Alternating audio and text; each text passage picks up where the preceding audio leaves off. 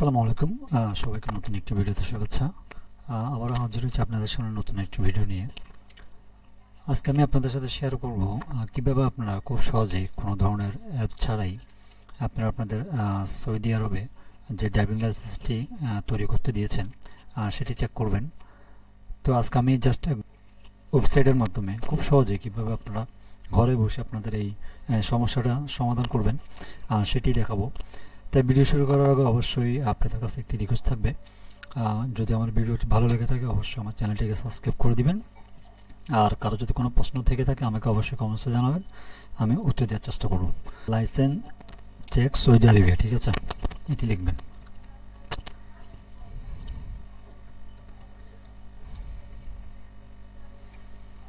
Licence check Saudi Arabia,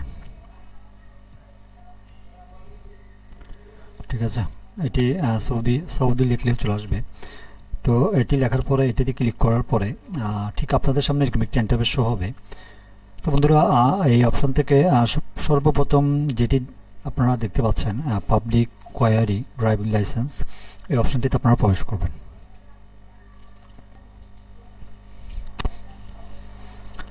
তো বন্ধুরা, এখানে আমাদের মূল কাজটি করতে হবে।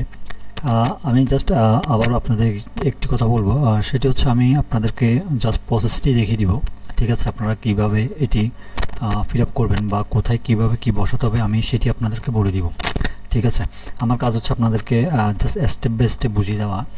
আপনারা জাস্ট আপনাদের ড্রাইভিং লাইসেন্সের যেই নাম্বারটি দিয়েছে ওটি এখানে বসিয়ে দেবেন, আর আপনাদের বার্থ সার্টিফিকেট যে নাম্বারটি দেওয়া আছে ওটি এখানে বসিয়ে দেবেন, ঠিক আছে।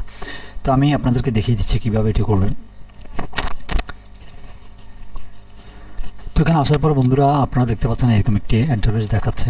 তো এখানে সর্বপ্রথম একটি বক্স দেখতে পাচ্ছেন, এখানে হচ্ছে আপনার ন্যাশনাল আইডেন্টিফাইড নাম্বার অথবা ইকামা, ঠিক আছে।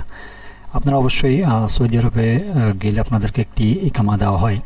তো ইকামার একটি নাম্বার থাকে, আপনারা ইকামার নাম্বারটি এখানে বসিয়ে দেবেন, ঠিক আছে। 2 নম্বর হচ্ছে ক্যালেন্ডার টাইপ, ঠিক আছে। আপনারা যদি আরবি জেনে থাকেন তাহলে প্রথম অপশনটি ক্লিক করবেন, আর যদি আপনারা আরবি জেনে না থাকেন সেক্ষেত্রে আপনারা 2 নম্বর অপশনটি চুজ করবেন, ঠিক আছে। এরপর আসছে এখানে আপনার ডেট অফ বার্থ, এখানে আপনি আপনার জন্ম তারিখটি দিয়ে দিবেন। অবশ্যই আপনার ভোটার আইডি কার্ড অনুযায়ী আপনার জন্মদিনটি এখানে বসিয়ে দিবেন, যেটি আপনি ড্রাইভিং লাইসেন্স তৈরি করার সময় দিয়েছেন এটি সুন্দরভাবে এখানে বসিয়ে দিবেন। তারপর নিচে দেখতে পাচ্ছেন enter image code. Enter image কোডে এখানে আপনি উপরে একটি অপশন দেখতে পাচ্ছেন 9796, ঠিক আছে। হয়তো আপনার ক্ষেত্রে এটি অন্যরকম আসতে পারে। তো এই ক্যাপচারটি অবশ্যই আপনাকে সুন্দরভাবে ফিল আপ করতে হবে।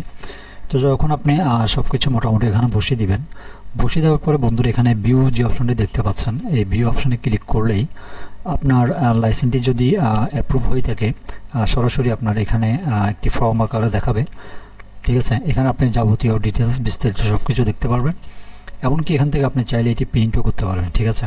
তো যেহেতু আমি আজকে আপনাদের প্রসেসটি কীভাবে করবেন সেটি দেখাচ্ছি, তাই আর আমি এখানে কোনো কিছু দিচ্ছি না। আর আপনাদের যদি কারো এটি চেক করার প্রয়োজন হয় অবশ্যই আমাকে জানাবেন, আমি চেক করে দিব, ঠিক আছে। তো বন্ধুরা, এভাবে খুব সহজেই আপনারা ঘরে বসেই কোনো ধরনের অ্যাপ ছাড়াই আপনারা আপনাদের ড্রাইভিং লাইসেন্সের টি ইস্যু হয়েছে কিনা সেটি চেক করতে পারবেন।